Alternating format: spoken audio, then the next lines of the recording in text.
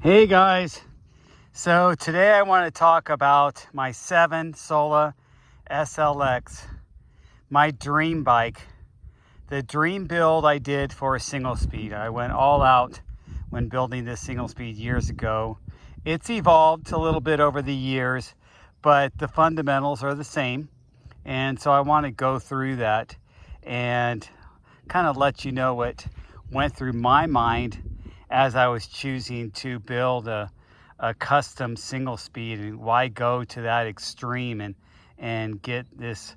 For one thing, get this frame, this 7 custom design frame, custom for my geometry, custom tubing that only 7 carries and makes. That's their Cirrus titanium tubing.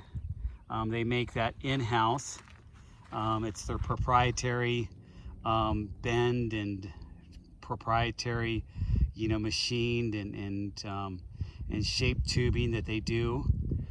It's also ultra butted, meaning it's more than double butted, because they do have a double butted frame too. So this is the ultra butted.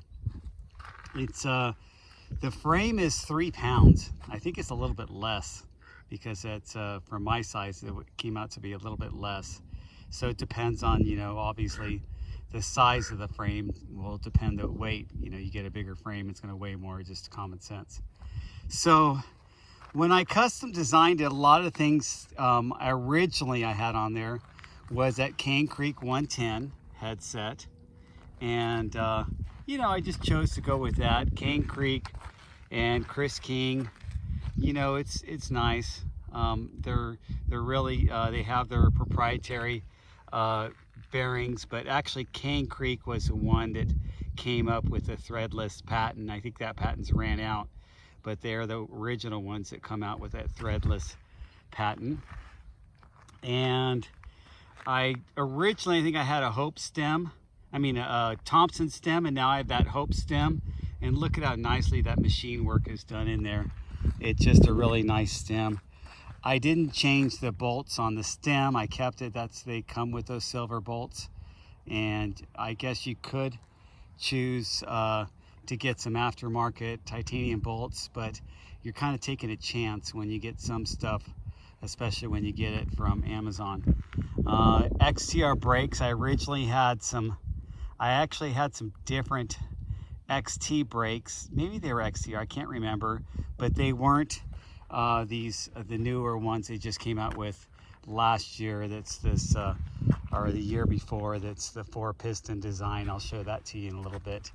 But XT, XTR, they're pretty much the same.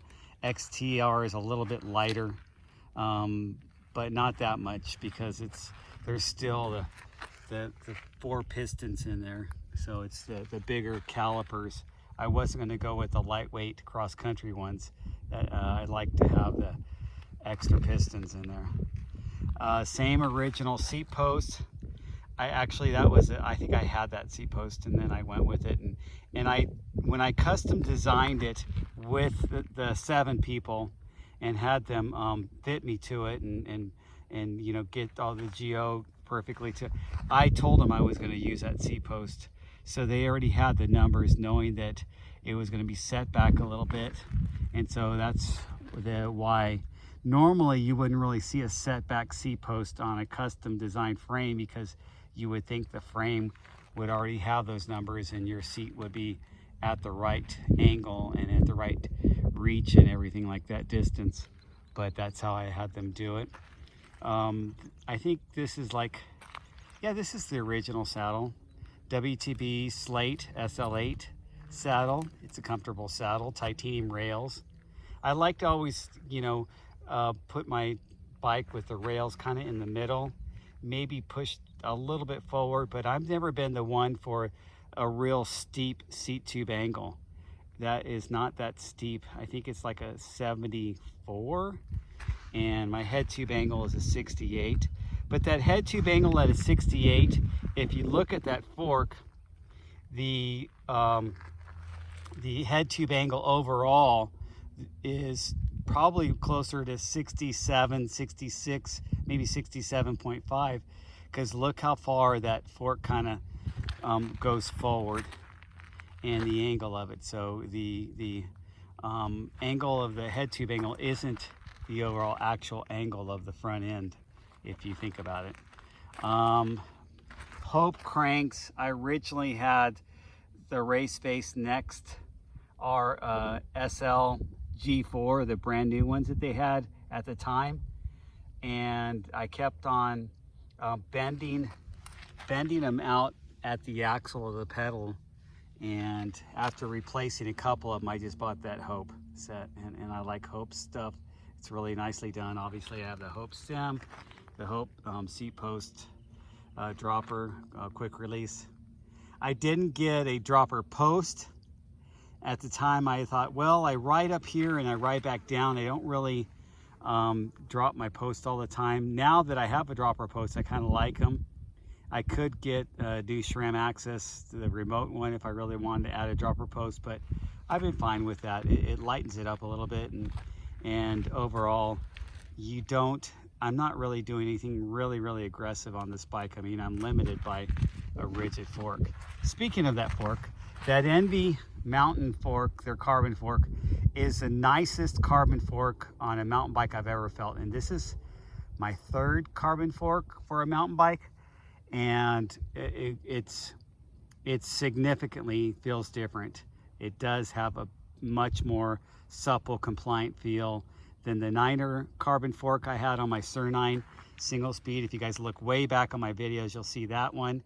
And then before that, I had a White Industries, White Brothers carbon fork, but that carbon fork has aluminum core, so it's not full carbon. I had that fork. So I've had a couple rigid bikes. I've had steel forks and carbon forks, and of course suspension forks. Now let me see what else. King cages, you just can't go wrong with king cages.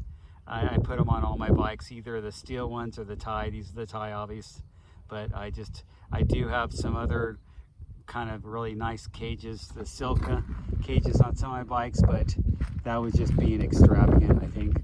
Let me see, and then the rear hub is a Hope SST, so that's the difference than the regular Hope geared Pro 4, because this has 88 points of engagement. It's made, SST stands for single speed trials.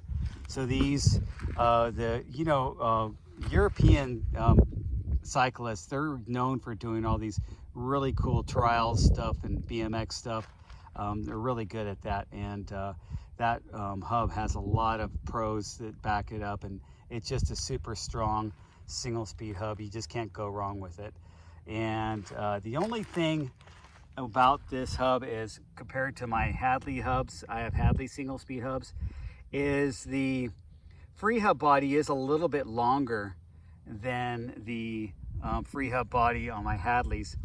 So what that does is that makes this space in here, the flange space, a little bit more narrow, and you want as wide as possible with your flanges. That's kind of the point of going single speed, to get really wide flanges to make a stronger wheel. If you look, well, this is a front hub, but I'll show you one time. I'll show you my hubs at home. Look how wide those flanges are on that Hadley hub. They really take it all the way out as much as possible, and you can really tell if you look at this side. Look how there's not that much space between the rotor for the brake and where the hub ends. It's a very little space in there, because they want to prioritize making a super wide hub. And then here's the look at those XTR brakes. Those things are just really nice, and I like the look of them, and they work amazing. They're way better than the older Shimano brakes. It came with titanium bolts. I switched those to Paragon Machine Works titanium bolts, because they're just more beefy and stronger. The ones that it came with were a little soft, and when you adjust and you're adjusting your bolts and you're putting kind of centering your rotor and stuff like that, they got boogered up on me. That's what happened, is just one of them, but I replaced everything. The chain is a KMC single speed chain. I really like that chain. I made a video of that before. The rims, these are WTB, kind of dirty right now. They're not the ASIM, they're just a regular WTB light, KOM light, I think that's what they're called. And they're 35 millimeter inner width, which pairs up really nicely with this 29 by 2.6 Maxxis Recon. You want to get a real wide rim when you're going 2.6 tires or bigger. And then in the front, it's a very old WTB scraper. So this is the rim that they made before they came out with the KOM lights. They had these scrapers, and it's a 40 millimeter width. And then that's paired up with this super wide. You can see it's the Coronado and 29 by 2.8. So those are really wide tires, and they balloon up really nice. I have rim packed in the front to kind of give it a little more cushion and a little more protection. So I don't have to worry about pounding it into stuff, being a rigid bike. In the back, I have CushCore, the CushCore XC. So with the CushCore XC, it's a little bit tougher tire insert, and of course I run tubeless. I wouldn't think of not running tubeless in 2020 or 21. I don't see why people wouldn't run tubeless. It's just a better way to go. The brakes are over here. You can see the rear brake. I chose it to have those Paragon rocker dropouts. It's a single speed specific dropout, and so you can, kind of adjust where your wheel goes. I mean, depending on how long your chain is. So you could tuck your wheel in more, or you could pull it out like I did to give myself a little bit more clearance for these bigger tires. But if I'm going narrow tires, I could push it forward and give it just a different, more poppy, playful feel. Of course, with a narrow tire, it's kind of beating me up.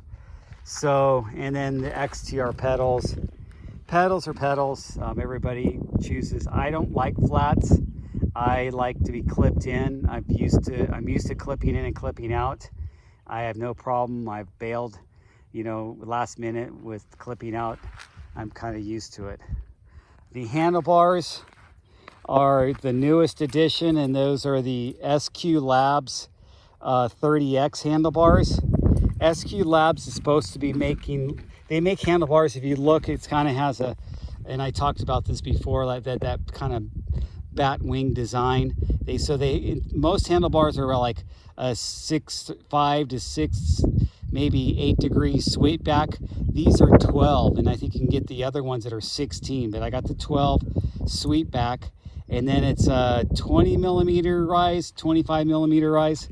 The original bars are the NV bars I have on my other single speed, on my S-Guard Jaffe, and those are flat. But I'm probably going to get some riser bars for that one too, just because the stack height isn't exactly where I want it, and riser bar kind of adds a little more stack height. But these, I actually cut my steer tube and drop my stem so I would be at the kind of the same level as it was with the flat bars I had before. I'm real particular with my stack height on my bikes and reach. So anyway, that's how it's set up. I can't think of anything else. Did I miss anything here? Oh, bottom bracket. Now, bottom bracket, and I've made videos about this, is really an issue with single speeds. These White Industry bottom brackets have been holding up just solid. They've been really lasting really long.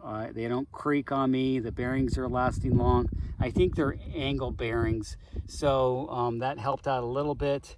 But when you go with a higher end bottom bracket like that, they put a little more work into making sure everything is compliant, and they're using high grade parts. But bottom brackets are a replaceable part. If I had it to do all over again, I probably would have just got Shimano cranks, just so I could get a bigger bearing bottom bracket with the 24 millimeter axle of Shimano cranks. Or I would have had, since I had a custom, I would have had a T47 bottom bracket, and then that way you have a bigger bottom bracket shell. So that's about the only thing I would have changed on this bike. And I think that's it. The grips, ODI Bjorn, which are they're recycled rubber.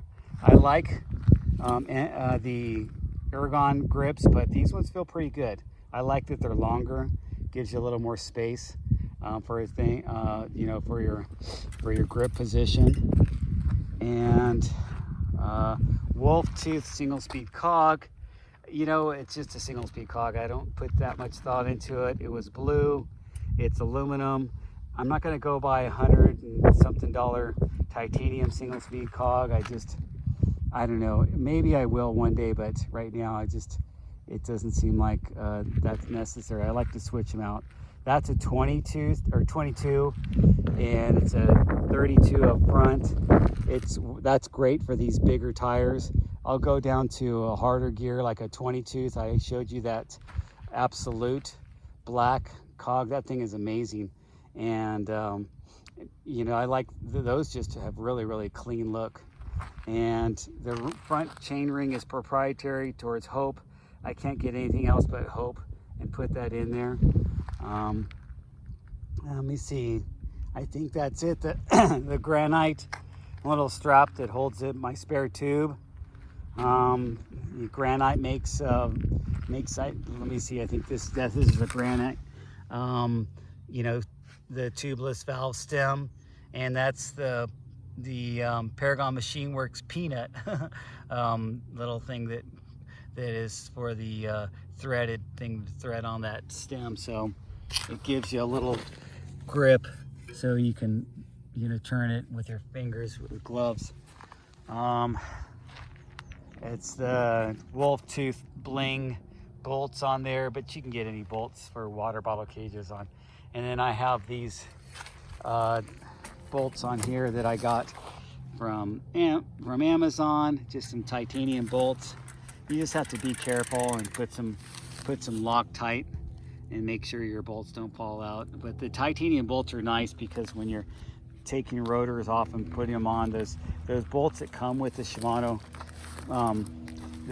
rotors, they tend to be a little bit soft, and if they get stuck, you can just strip them out pretty easy. So there it is, you guys.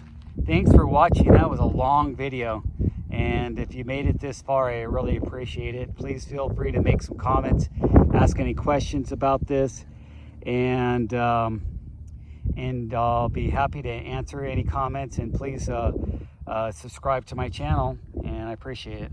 Talk to you later.